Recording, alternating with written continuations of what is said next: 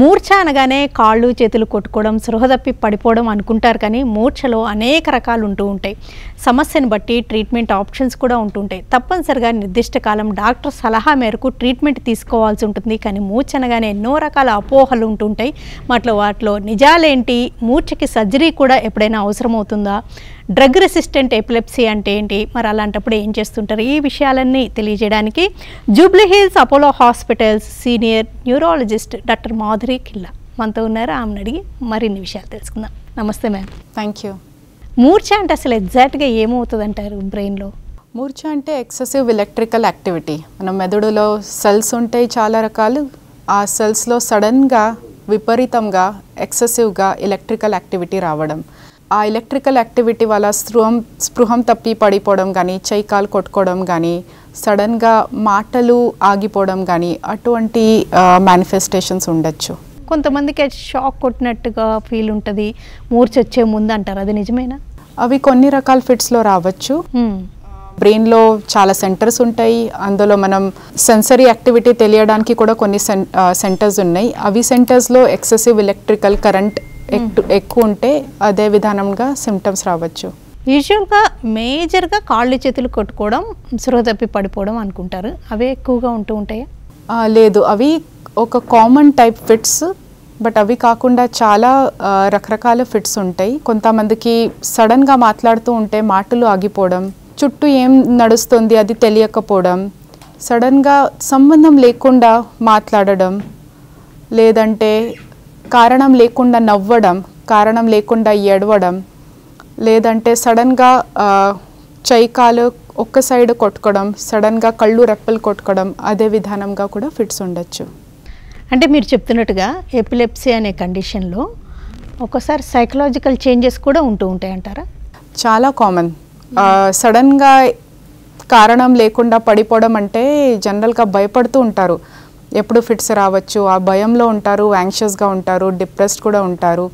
అవి కాకుండా other way round psychological కొన్ని కండిషన్స్ వల్ల కూడా బ్రెయిన్ యాక్టివిటీ ఎక్కువ కాకుండా కూడా ఎక్కువ స్ట్రెస్సెస్ వల్ల, టెన్షన్ వల్ల కూడా సడన్గా పడిపోవడం రావచ్చు. దీనికి స్యూడో సీజర్స్ లేదంటే నాన్ ఎపిలెప్టిక్ సీజర్స్ అంటారు.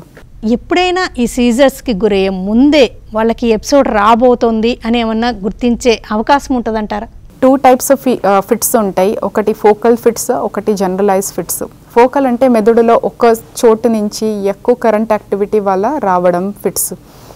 అటువంటి ఫిట్స్లో కొంతమందికి ముందు ఐడియా రావచ్చు, భయంగా రావడం కానీ, కళ్ళుకి సడన్గా విజన్ కొంచెం తగ్గిపోవడం కానీ, లేదంటే అంత చీకటిగా కనిపించడం కానీ, లేదంటే చేతిలో కాళ్ళలో సడన్గా తిమ్మిరెక్కడం కానీ, అటువంటి వార్నింగ్ సిమ్టమ్స్ రావచ్చు. ట్రిగ్గరింగ్ పాయింట్స్ అంటే డే టు డే లైఫ్లో స్ట్రెస్ కానీ, లేకపోతే నిద్ర లేకపోవడం ఇలాంటివి కూడా ఎఫెక్ట్ చేస్తుంటాయి. డెఫినెట్గా నిద్ర లేకపోవడం వల్ల, ఎక్కువ స్ట్రెస్ వల్ల, కొంతమందికి స్పెసిఫిక్గా ట్రిగ్గర్స్ ఉంటాయి. టెంపరేచర్ సెన్సిటివ్ సీజర్స్ అంటారు, హాట్ వాటర్ ఎపిలెప్సీ. సో వేడి నీళ్ళతో స్నానం చేస్తే కొంతమందికి ఫిట్స్ రావచ్చు. అవి కాకుండా కొన్ని బిజార్ రేర్ టైప్స్ ట్రిగర్స్ ఉంటాయి. స్వీట్ తినడం వల్ల రేర్గా ఈటింగ్ ఎపిలెప్సీ అంటారు, తింటూ ఉంటే ఫిట్స్ రావడం. లైట్ ఎక్సెసివ్ స్టిమ్యులేషన్ వల్ల, ఎక్కువ బ్రైట్ లైట్లో డిస్కో లైట్స్ కానీ, అవి ఫోటిక్ స్టిమ్యులేషన్ వల్ల కొన్ని ఫిట్స్ రావచ్చు. ఎప్పుడైనా మైగ్రేన్కి ఫిట్స్కి సంబంధం ఉంటుందంటారా? ఫిట్స్ తర్వాత హెడేక్స్ రావచ్చు. ఫిట్స్ వచ్చిన ముందు హెడేక్స్ రావచ్చు, బట్ డైరెక్ట్ కోరిలేషన్ అలా ఉండదు. ఫిట్స్ తర్వాత కొంతమందికి చాలా అలసట, కొంచెం వీక్నెస్ వస్తుంది అంటారు, అది ఎందుకని? సో సడన్గా మెదడు సెల్స్ ఎక్కువ ఫైరింగ్ వల్ల, అవి ఎక్సెసివ్ ఎలక్ట్రికల్ యాక్టివిటీ తర్వాత ఎలక్ట్రికల్ యాక్టివిటీ తగ్గిపోతుంది. ప్లస్ ఎక్సెసివ్ మసిల్ కొట్టుకోవడం వల్ల కూడా తర్వాత మసిల్ స్ట్రెయిన్ అయిపోవడం వల్ల ఈ అలసడం అట్లా ఉంటుంది. చాలామంది ఈ సమస్య అనేది చిన్నప్పుడే తలెత్తుతుంది, ఇంకా చిన్నప్పటి నుంచి లేదు అంటే ఇంకా లేదనే అనుకుంటారు. అట్లా ఉంటుంది అంటారా? ఫిట్స్ ఏ వయసులో అయినా రావచ్చు. పర్టిక్యులర్ వయసులో దేనివల్ల ఫిట్స్ వస్తాయి అవి కారణాలు డిఫరెంట్గా ఉండొచ్చు. బట్ చిన్నప్పుడు నుంచి ఓల్డ్ ఏజ్ దాకా ఫిట్స్ రావచ్చు. కామన్ ఏజ్ అంటే కొన్ని జెనెటిక్ ఫిట్స్ కానీ, కొన్ని మెదడు డెవలప్మెంట్ రిలేటెడ్ ఫిట్స్ కానీ, లేదంటే ప్రసూతి అప్పుడు బర్త్ ప్రాసెస్ అప్పుడు జరుగుతుంది, ఆ లేబర్ కాంప్లికేషన్స్ వల్ల బ్రెయిన్కి వస్తుంది డ్యామేజ్, అవి ఫిట్స్ చిన్నపిల్లలకి ఎక్కువ ఉంటాయి. అంటే అలా సడన్ డ్యూరింగ్ ప్రెగ్నెన్సీ కానీ లేకపోతే డెలివరీ టైంలో కూడా ఫిట్స్ గురో అయ్యే రిస్క్ ఉంటుందంట. ఎస్, అవి కారణాలు కూడా డిఫరెంట్ ఉంటాయి. సడన్గా బీపీ పెరగడం కానీ, మెదడు రక్తనాళాల్లో క్లాట్స్ రావడం కానీ, అవి రీజన్స్ వల్ల ప్రెగ్నెన్సీ టైంలో ఫిట్స్ రావచ్చు. అంటే బ్రెయిన్ స్ట్రోక్ వల్ల కూడా ఫిట్స్కి గురవుతారనుకో. డెఫినెట్గా ఓల్డ్ ఏజ్లో అది ఒక కామన్ రీజన్ ఉంటుంది ఫిట్స్ రావడానికి. అంటే ఈ ఫిట్స్, సీజర్స్, ఎపిలెప్సీ వీటిలో ఏమన్నా తేడాలు ఉన్నాయండి? ఫిట్స్ కానీ, సీజర్స్ కానీ, ఎపిలెప్సీ కానీ, మూర్ఛ వ్యాధి కానీ, ఇవి అన్నిట్లో రీజన్ అంటే ఒకటే, మెదడులో ఎక్కువ ఎలక్ట్రికల్ యాక్టివిటీ కానీ, ఎక్కువ కరెంట్ వల్ల అబ్నార్మలిటీస్ రావడం. ఒక్కసారి ఫిట్స్ వస్తే కనుక ఫిట్స్ అంటారు, సీజర్ అంటారు. బట్ అవి మళ్ళీ రావడం, ఏదో స్పెసిఫిక్ రీజన్ లేకుండే మళ్ళీ ఫిట్స్ రావడం, దీనికి ఎపిలెప్సీ అంటారు. చిన్నప్పుడు హై ఫీవర్తో బేబీస్లో ఫిట్స్ అనేది కొంచెం కామనే, అది పెద్ద ప్రమాదకరం కాదు అంటారు. కానీ ముందు వాళ్ళకి ఫిట్స్ వచ్చే రిస్క్ ఉంటుందని ఒక ఇండికేషన్ అనుకోవచ్చా? చిన్నప్పుడు జ్వరంతో పాటు ఫిట్స్ రావడం అది కూడా చాలా రకాలు ఉంటుంది. అందులో ఒక సింపుల్ ఫెబ్రైల్ సీజర్స్ అంటారు. అవి జనరల్గా రిపీటెడ్ సీజర్స్ వస్తే కనుక కూడా మెదడులో పెద్దగా డ్యామేజ్ ఉండకపోవచ్చు. అంటే ఫ్యూచర్లో ఫిట్స్ ఎపిలెప్సీ డెవలప్మెంట్కి ఛాన్సెస్ కొంచెం తక్కువ ఉంటాయి. బట్ కాంప్లెక్స్ ఫెబ్రైల్ సీజర్స్ అంటారు. ఎక్కువసేపు ఫిట్స్ రావడం, 18 నిమిషాల కన్నా ఎక్కువ రావడం, ఒక సైడ్ చేయికాలు కొట్టుకోవడం, అటువంటి ఫిట్స్ ఫెబ్రైల్ సీజర్స్ అంటే జ్వరంతో పాటు వస్తాయి. అయినా దీనికి కొంచెం రిస్క్ ఉంటుంది, ఫ్యూచర్లో కూడా ఫిట్స్ రావచ్చు. పిల్లల్లో ఫిట్స్ యూజువల్గా ఏ ఏజ్లో స్టార్ట్ అవుతూ ఉంటాయండి? పుట్టుకతో వెంటనే స్టార్ట్ అవుతాయి. అడోలసెన్స్ దాకా అంటే ఒక 15-17 ఏజ్ దాకా. ఏ ఏజ్లో అంటే కారణాలు డిఫరెంట్ ఉంటాయి, బట్ ఏ ఏజ్లో అయినా రావచ్చు.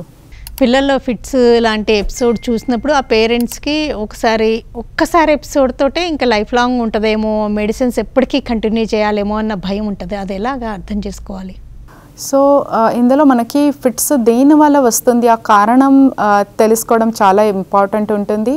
సో కొన్ని రకాల జెనెటిక్ ఫిట్స్ అంటారు, చైల్డ్హుడ్ అబ్సెన్స్ సీజర్స్ కానీ, కొన్ని చైల్డ్హుడ్ జెనెటిక్ ఎపిలెప్సీస్ కానీ, అవి ఫిట్స్ విత్ మెచ్యూరిటీ ఒక ఏజ్ వచ్చిన తర్వాత తగ్గిపోతాయి ఆటోమేటిక్గా. సో జనరల్గా ఇవి ఫిట్స్ ఒక 4-5 ఏజ్లో స్టార్ట్ అవుతాయి, ఒక 10-12 ఏజ్ దాకా ఆటోమేటిక్గా విత్ బ్రెయిన్ మెచ్యూరిటీ తగ్గిపోతాయి. పిల్లల్లో ఫిట్స్కి మెడిసిన్స్ వాడడం మొదలుపెట్టాక అట్లాగే ఇయర్స్ టుగెదర్ కంటిన్యూ చేస్తూ ఉంటారు కదండి, వాటి వల్ల ఎలాంటి సైడ్ ఎఫెక్ట్స్ ఉండొచ్చు, అవి అలానే కంటిన్యూ చేస్తూ ఉండాలా, ఎలా అబ్జర్వ్ చేస్తూ ఉండాలి? సో అవి మనం మెయిన్ అంటే ఫిట్స్ రాకుండా చూసుకోవాలి. ఎందుకంటే క్వాలిటీ ఆఫ్ లైఫ్ ఉండదు ఫిట్స్ అవుతూ ఉంటే. పిల్లలకి నార్మల్ స్కూలింగ్ జరగాలి, నార్మల్ ఆటలు జరగాలి, దానికోసం మనకి రెగ్యులర్ బేసిస్ మీద మెడిసిన్స్ ఇవ్వాల్సి ఉంటాయి. ఈ మధ్యలో చాలా సేఫ్ మెడిసిన్స్ ఉన్నాయి, లైఫ్ లాంగ్ కూడా కొన్ని మెడిసిన్స్ సేఫ్గా వాడచ్చు. బట్ ప్రతి మందికి ఒక్కొక్క మెడిసిన్తో డిఫరెంట్గా రియాక్షన్ ఉండొచ్చు. కొన్ని మెడిసిన్స్ వల్ల అలర్జిక్ రియాక్షన్స్ అవుతాయి. జనరల్గా ఇవి మనం మెడిసిన్స్ మొదలు పెడతామో అప్పుడు కనిపిస్తాయి. ర్యాషెస్ రావడం కానీ, దద్దలుగా అట్లా రావడం కానీ, దురద రావడం కానీ. అవి కాకుండా కొన్ని మెడిసిన్స్కి స్పెసిఫిక్ సైడ్ ఎఫెక్ట్స్ ఉంటాయి. కొన్ని మెడిసిన్స్ వల్ల జుట్టు ఊడిపోవడం కానీ, వెయిట్ పెరగడం కానీ, అవి సైడ్ ఎఫెక్ట్స్ ఉంటాయి. బట్ జనరల్గా ఇవి పాత రకాల మెడిసిన్స్ తోటి కొత్తగా చాలా సేఫ్ మెడిసిన్స్ ఉంటాయి. సో దాంతో పెద్దగా సైడ్ ఎఫెక్ట్స్ ఉండకూడదు. ఫిట్స్ ఏమైనా వంశపారంపర్యమా, ఫ్యామిలీస్లో రన్ అయ్యే రిస్క్ ఉంటుందా? ఎస్, ఉంటుంది. జెనెటిక్ ఫిట్స్ అంటారు. సో ఆ ఫిట్స్ మాత్రం 1 జనరేషన్ టు 2nd జనరేషన్ అట్లా స్ప్రెడ్ అవ్వచ్చు. వాళ్ళకి మ్యారేజ్ అయ్యాక పుట్టబోయే పిల్లలకి రాకుండా ఉండడానికి ఏమన్నా ప్రొఫిలాక్టిక్ మెడిసిన్స్ అంటూ ఏమన్నా ఉన్నాయా? ప్రొఫిలాక్టిక్ మెడిసిన్స్ అలా ఉండవు. బట్ చాలా సీరియస్ రకాల ఫిట్స్ ఉంటే, మైల్డ్ ఫిట్స్ అయితే అవి ట్రీటబుల్ ఉంటాయి. సో దానికోసం అట్లా స్పెసిఫిక్గా ఇండికేషన్ ఉండవు. బట్ చాలా సివియర్ ఫిట్స్ ఉంటే ముందే ప్రెగ్నెన్సీ కన్సీవ్ అయిన తర్వాత వెంటనే జెనెటిక్ టెస్టింగ్ చేసి, ఒకవేళ ఆ టెస్టింగ్ పాజిటివ్ ఉంటే టర్మినేషన్ అలా ఆప్షన్స్ ఇస్తారు. చాలా సివియర్ అంటే దానివల్ల బ్రెయిన్ డెవలప్మెంట్ తగ్గిపోవడం కానీ, డెవలప్మెంటల్ డిలే, అవి సిండ్రోమిక్ ఎపిలెప్సీస్ అంటారు. అటువంటి ఫిట్స్కి మనం ఇవి జెనెటిక్ కౌన్సిలింగ్ ఆఫర్ చేయొచ్చు. ఈ సమస్యలున్న అమ్మాయి కానీ అబ్బాయి కానీ మ్యారేజ్ చేసుకోవచ్చు, నార్మల్ లైఫ్ లీడ్ చేయొచ్చు అని డాక్టర్స్ చెప్తుంటారు. కానీ వాళ్ళకి మరి ముఖ్యంగా డ్యూరింగ్ ప్రెగ్నెన్సీ చాలా భయం ఉంటుందండి. ఇద్దరిలో ఎవరికున్నా కానీ పుట్టబోయే శిశువు మీద ఎఫెక్ట్ ఉంటుందా అని ఒకటి, అండ్ ఒకవేళ మదర్కుంటే ప్రెగ్నెన్సీ అంతా సేఫేనా అని, దీని గురించి ఏమంటారు? జనరల్గా అబ్బాయిలకి చాలా ఫిట్స్ మెడిసిన్స్ సేఫ్ ఉంటాయి. బట్ కొన్ని రకాల సోడియం వాల్ప్రోయేట్ లాగా మెడిసిన్స్ ఈ మధ్యలో కాంట్రాఇండికేటెడ్ ఉంటాయి, ఎందుకంటే ఆ స్పర్మ్ కౌంట్ తగ్గిపోతుంది. ఇంకా కొన్ని రకాల మెడిసిన్స్ ఉంటాయి, దానివల్ల స్పర్మ్ కౌంట్ తగ్గిపోతాయి. సో జనరల్గా పెళ్ళి అయిన తర్వాత ఇన్ఫర్టిలిటీ ప్రాబ్లమ్స్ అట్లా ఉంటే అబ్బాయి సైడ్ నుంచి ఈ మెడిసిన్స్ వల్ల ప్రాబ్లమ్స్ రావచ్చు. సో ఈ మెడిసిన్స్ మార్చేస్తే చాలామందికి ఫిట్స్ కంట్రోల్ అవుతాయి. ప్లస్ ఇవి సైడ్ ఎఫెక్ట్స్ అంటే స్పర్మ్ కౌంట్ అట్లా నార్మల్ దాకా వచ్చేస్తాయి. సో ఈ కారణం తెలుసుకోవడం చాలా ఇంపార్టెంట్. రేర్గా ఈ మెడిసిన్స్ వల్ల ఎరెక్షన్ ఫెయిలియర్స్ అలా కూడా రావచ్చు. దాని మీద కూడా ఈ మెడిసిన్ తగ్గిపోతే రివర్సల్ ఎఫెక్ట్స్ ఉంటాయి, నార్మల్ రావడానికి అవకాశం ఉంటుంది. అమ్మాయిలకి ఫిట్స్ మెడిసిన్ స్టార్ట్ చేసిన తర్వాత ఒక 3 to 4% ఛాన్సెస్ ఉంటాయి ఆ మెడిసిన్ వల్ల ఈ ఎంబ్రియో ఫామ్ అవుతుంది, ఆ బేబీకి అడ్వర్స్ ఎఫెక్ట్స్ రావచ్చు, టెరాటోజెనిక్ ఎఫెక్ట్స్ రావచ్చు. బట్ మిగతా వాళ్ళు 95 to 96% ప్రెగ్నెన్సీస్ మాత్రం నార్మల్ జరుగుతాయి. సో కొన్ని స్పెసిఫిక్ మెడికేషన్స్ మనం ప్రిఫర్ చేస్తాము సేఫ్ ఇన్ ప్రెగ్నెన్సీ. సో ముందే 1 year ముందే సీజర్ కంట్రోల్ మంచిగా ఉండాలి, 1 year ముందే మెడిసిన్స్ మార్చుకోవాలి. సో అవి జాగ్రత్తలు కొన్ని తీసుకోవాలి, తర్వాత సేఫ్గా కన్సీవ్ కావచ్చు. కొన్ని మెడిసిన్స్ ప్రెగ్నెన్సీలో వాడుతూ ఉంటే రెగ్యులర్ మానిటరింగ్ చేయాల్సి ఉంటుంది, ఎందుకంటే ప్రెగ్నెన్సీ మెటాబాలిజం కొంచెం డిఫరెంట్ ఉంటుంది. ఆ మెటాబాలిజం వల్ల బ్లడ్ లెవెల్స్ అటు ఇటు ఉండడం వల్ల ఫిట్స్ రావచ్చు. సో ఆ లెవెల్స్ కొంచెం మెయింటైన్ చేస్తూ ఉంటే మనకి డోస్ అడ్జస్ట్మెంట్ చేయాల్సి ఉంటుంది. సో అవి రక్త పరీక్షలు కొన్ని చేయాల్సి ఉంటాయి. డ్యూరింగ్ ప్రెగ్నెన్సీ మరి ముఖ్యంగా 7th month 8th month ఆ స్టేజ్లో లాస్ట్ ట్రైమిస్టర్లో ఫిట్స్ ఎపిసోడ్స్ ఉండడం అనేది ఊహించడానికే కొంచెం కష్టతరంగా ఉంది. అలాంటి ఎపిసోడ్స్ ఉన్నప్పుడు ఏం జరుగుతుంటుంది?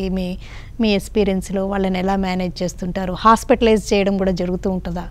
అవును. సో బేసిక్గా ఇవి 2 types ఆఫ్ పేషెంట్స్ ఉంటారు. ఒకటి ఆల్రెడీ ఉంది డయాగ్నోసిస్ ఎపిలెప్సీ, ఆ డయాగ్నోసిస్ ఉంది, తర్వాత కన్సీవ్ అవుతారు, తర్వాత రేర్గా ఫిట్స్ రావచ్చు.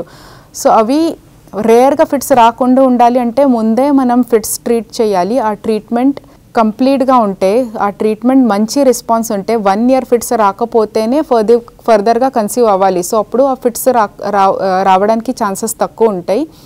సెకండ్, ఎవరికి ఫిట్స్ డయాగ్నోసిస్ ముందు ఎప్పుడూ రాలేదు, బట్ ప్రెగ్నెన్సీ కాంప్లికేషన్స్ వల్ల బీపీ ఎక్కువ అవ్వడం వల్ల, లేదంటే కొన్ని రక్తనాళాల్లో క్లాట్స్ రావచ్చు, దానివల్ల ఫిట్స్ రావచ్చు.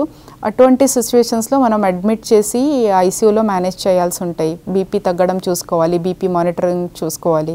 అంటే హైపర్ టెన్షన్ వల్ల కూడా ఫిట్స్ గురవుతారంటారు? అవునండి. సడన్గా బీపీ పెరగడం వల్ల, ప్రెగ్నెన్సీలో కామన్ ఉంటుంది, అరౌండ్ 20% ప్రెగ్నెన్సీస్లో సడన్గా బీపీ పెరగపోవచ్చు. ప్రెగ్నెన్సీ ఇండ్యూస్డ్ హైపర్ టెన్షన్ అంటారు, దానివల్ల ఫిట్స్ రావచ్చు. అలాంటప్పుడు మదర్కి చైల్డ్కి కొంచెం ప్రాణాంతకమయ్యే రిస్క్ కూడా ఉండడం గమనిస్తుంటారా? బీపీ ఒక్కటే బాగా ఎక్కువ ఉంటే చైల్డ్ గ్రోత్ కొంచెం సఫర్ అవుతుంది. అవి కాకుండా ఈ రెకరెంట్ ఫిట్స్ వల్ల బేబీ ఆక్సిజనేషన్ అట్లా సఫర్ అవుతుంది. ఈ ఫిట్స్ ఉన్నప్పుడు ఇప్పటికీ ఎన్నో అపోహలు, నాటు వైద్యం తీసుకునే వాళ్ళు ఉన్నారు, ఎన్నో చిన్న చిన్న చిట్కాలు ఇష్టం వచ్చినట్టు పాటించడం, ఇవన్నీ ఇప్పటికీ చూస్తున్నవి ఏంటి? ఆ అపోహల గురించి మీరు ఏమంటారు? సో జనాలకి కొంచెం అవేర్నెస్ ఉండాలి. ఇవి ఫిట్స్ దేనివల్ల వస్తుంది అది కొంచెం డీటెయిల్గా చూయించేసి కారణం తెలుసుకోవాలి. అప్పుడు అర్థం అవుతుంది ఎందుకని మెడిసిన్స్ రెగ్యులర్గా వాడాల్సి ఉంటాయి. సో నాట మెడిసిన్ అయినా ఏదైనా మెడిసిన్ వల్ల ఎపిలెప్సీకి క్యూర్, పూర్తిగా ఫిట్స్ ఇరాడికేషన్ అట్లా ఉండదు.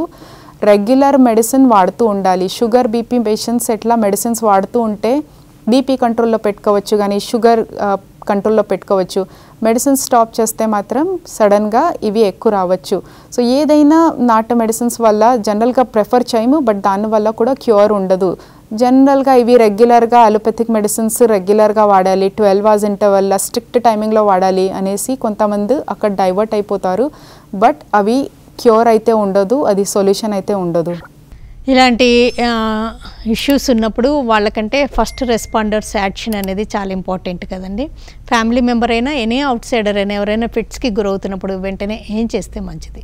ఫిట్స్ వస్తూ ఉంటే, చిన్న ఫిట్స్ వస్తూ ఉంటే జస్ట్ మాటలు ఆగిపోవడం కానీ, చూస్తూ ఉండిపోవడం కానీ, అటువంటి ఫిట్స్లో మనం భయపడాలి ఏం అవసరం ఉండదు. పెద్ద ఫిట్స్ వస్తూ ఉంటే కూడా పానిక్ అవ్వకూడదు, చాలా ఇంపార్టెంట్. సో పేషెంట్కి ఒక సేఫ్ ప్లేస్లో పెట్టుకొని చుట్టూ ఏమైనా షార్ప్ ఆబ్జెక్ట్స్ కానీ, కొన్ని ఆబ్జెక్ట్స్ ఏదో తగిలితే డ్యామేజ్ అవ్వకూడదు అవి చూసుకోవాలి.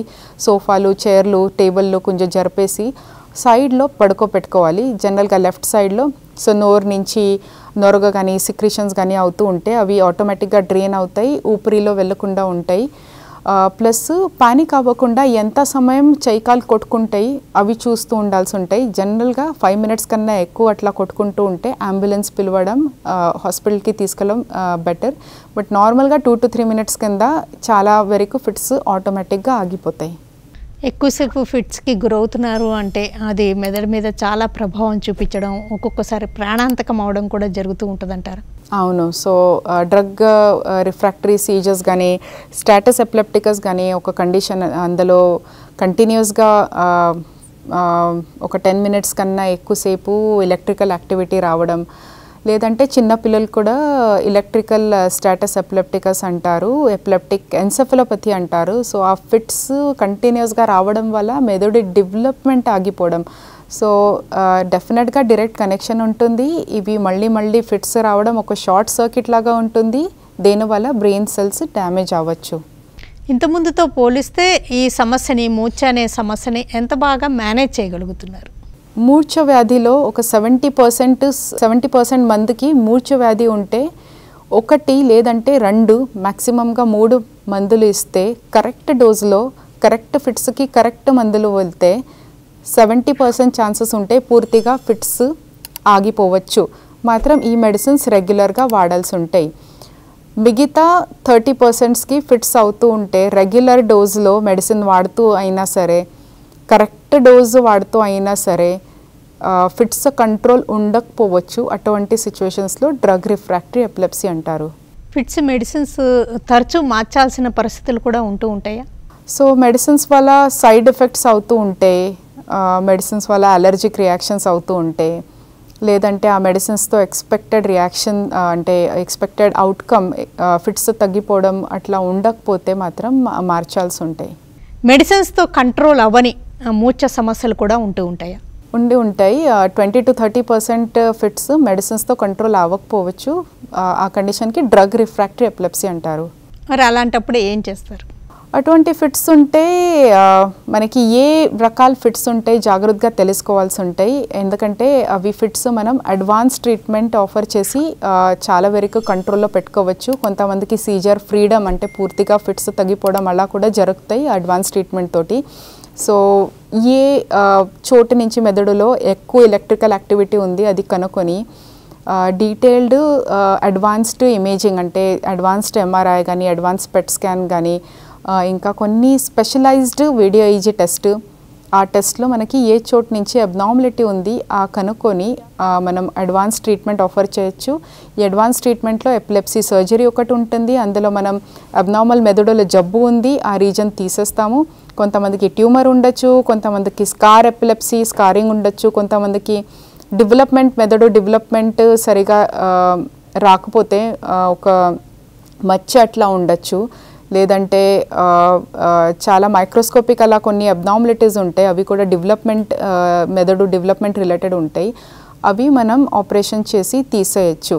కొంతమందికి ఒక్క చోట్లో ఉంటే అవి కరెక్ట్గా కనుక్కుంటే మనం చేయొచ్చు. మిగతా వాళ్ళకి కొంతమందికి 2 సైడ్లో అబ్నార్మాలిటీస్ ఉంటాయి, లేదంటే చాలా ఇంపార్టెంట్ మెదడు ఏరియాలో జబ్బు ఉంటుంది, అట్లా ఉంటే మనం ఆ ఏరియాకి ఆపరేషన్ చేయలేము. అటువంటి సిచ్యువేషన్స్లో మనం వేగస్ నర్వ్ స్టిమ్యులేషన్ కానీ, డీప్ బ్రెయిన్ స్టిమ్యులేషన్ కానీ, ఇవి అడ్వాన్స్డ్ న్యూరోమాడ్యులేషన్ ట్రీట్మెంట్ ఆఫర్ చేస్తాము. ఈ న్యూరోమాడ్యులేషన్ ట్రీట్మెంట్స్ అంటే ఇవి సర్జరీనా, ప్రొసీజర్స్, ఇంటర్వెన్షనల్ న్యూరాలజిస్ట్ చేస్తారా? వీటి ఫలితాలు బాగా ఉంటాయి అంటారా? ఎవరికి అయినా ఫిట్స్ పేషెంట్స్కి ఫిట్స్ మెడిసిన్స్ వాడుతూ ఉంటారు, అయినా ఫిట్స్ కంట్రోల్ అవ్వట్లేదు, ఆపరేషన్ చేయలేము, అటువంటి సిచ్యువేషన్స్లో ఇవి న్యూరోమాడ్యులేషన్ ట్రీట్మెంట్ ఆఫర్ చేస్తారు. అందులో ఒకటి వేగస్ నర్వ్ స్టిమ్యులేషన్ ఉంటుంది, మెడ దగ్గర ఒక నరాలు ఉంటుంది విత్ మెదడుకి డైరెక్ట్ కనెక్షన్ ఉంటుంది. ఆ నరాల దగ్గర వైర్ పెట్టేసి చెస్ట్ చుట్టూ ఒక బ్యాటరీ అట్లా వేసుకొని రెగ్యులర్ ఎలక్ట్రికల్ ఇంపల్స్ ఫైరింగ్ అట్లా ఉంటుంది. సో ఇవి ప్రొసీజర్ డే కేర్ ప్రొసీజర్ లాగా ఉంటుంది, చాలా సింపుల్ ఉంటుంది. జనరల్గా న్యూరో సర్జన్స్ చేస్తారు ఈ ప్రొసీజర్. ఈ సర్జరీలో అరౌండ్ 50% సీజర్స్ తగ్గడానికి, చాలా వరకు తగ్గడానికి అవకాశం ఉంటుంది. డీప్ బ్రెయిన్ స్టిమ్యులేషన్ ఇంకా కొంచెం కాంప్లెక్స్ ఉంటుంది, బట్ దాంతో ఫలితం కొంచెం ఎక్కువ ఉంటుంది. 70% అలా రెస్పాన్స్ రేట్స్ ఉండొచ్చు. మెడిసిన్స్ తోటి కొన్ని రకాల ఫిట్స్ని పూర్తిగా నయం చేయడం, క్యూర్ చేయడం కూడా సాధ్యమేనా? మెడిసిన్స్ తోటి పూర్తిగా ట్రీట్మెంట్ ఉంటుంది, బట్ క్యూర్ ఉండదు ఎపిలెప్సీలో. ఎప్పుడైనా ఫిట్స్ కూడా ఒక 1 or 2 ఎపిసోడ్స్ గురైన తర్వాత ఇంకా రాకుండా ఉండడం కూడా ఉంటుందా? కొంతమందికి ఒకే రోజు 2-3 సార్లు ఫిట్స్ రావచ్చు. అవి కారణాలు తెలుసుకోవాలి. షుగర్ తగ్గించడం వల్ల, సోడియం లెవెల్స్ తగ్గించడం వల్ల, బ్రెయిన్లో కొంచెం ఇన్ఫెక్షన్ ఉండడం వల్ల అవి ఫిట్స్ రావచ్చు. అవి మాత్రం అవి షుగర్ ట్రీట్ చేస్తే, లేదంటే సోడియం లెవెల్స్ ట్రీట్ చేస్తే, లేదంటే ఇన్ఫెక్షన్ ట్రీట్ చేస్తే మళ్ళీ రావడానికి ఛాన్సెస్ ఉండదు. అవి క్యూర్ లాగానే ఉంటుంది. ఈ ఫిట్స్ సమస్య ఉన్న వాళ్ళు డైటరీ కేర్ కూడా తీసుకోవాల్సి ఉంటుందా? డైట్లో ఎలాంటి మార్పులు చేసుకోవాలి? సో రెగ్యులర్ హెల్తీ డయట్ వాడడం చాలా ఇంపార్టెంట్. ఆల్కహాల్ అటువంటి అవాయిడ్ చేయడం చాలా ఇంపార్టెంట్. చాలా రేర్గా చిన్న పిల్లలకి ఎస్పెషలీ మెదడు డెవలప్మెంట్ ఎక్కువ ఫిట్స్ ఉండడం వల్ల ఆగిపోతే, లేదంటే మెదడు డెవలప్మెంట్ మీద ఎఫెక్ట్ ఉంటే మాత్రం కెటోజెనిక్ డయట్ అట్లా ఉంటుంది. మేజర్గా ఏంటంటారు కెటోజెనిక్ డయట్ అంటే? కెటోజెనిక్ డయట్ అంటే డ్రగ్ రిఫ్రాక్టరీ ఎపిలెప్సీకి జనరల్గా ఆఫర్ చేస్తాము. అందులో కొన్ని రకాలు ఫిట్స్ వల్ల మెదడు డెవలప్మెంట్ తగ్గిపోతుంది చిన్న పిల్లలకి, ఫిట్స్ కంట్రోల్ అవుతలేదు, లేదంటే కొన్ని specific glucose metabolism related epilepsies ఉంటాయి. సో అవి మాత్రం మెడిసిన్స్ కన్నా కెటోజెనిక్ డయట్తో రెస్పాన్స్ మంచిగా ఉండొచ్చు. ఓకేనండి డాక్టర్ మాధురి కిల్లారి గారు, అసలు ఫిట్స్ అంటే ఏంటి, లక్షణాలు ఎలా ఉంటాయి, ఎలాంటి శారీరక మానసిక మార్పులకు గురవుతుంటారు, ట్రీట్మెంట్స్లో డ్రగ్స్ గురించి, డ్రగ్ రిఫ్రాక్టరీ ఫిట్స్ గురించి, అండ్ ఆల్సో నవేడేస్ సర్జరీతో పాటు deep brain stimulation, వేగల్ nerve stimulation ఇలాంటి ట్రీట్మెంట్స్ కూడా అందుబాటులో ఉన్నాయని వివరాలు తెలియజేసినందుకు థ్యాంక్స్. Thank you.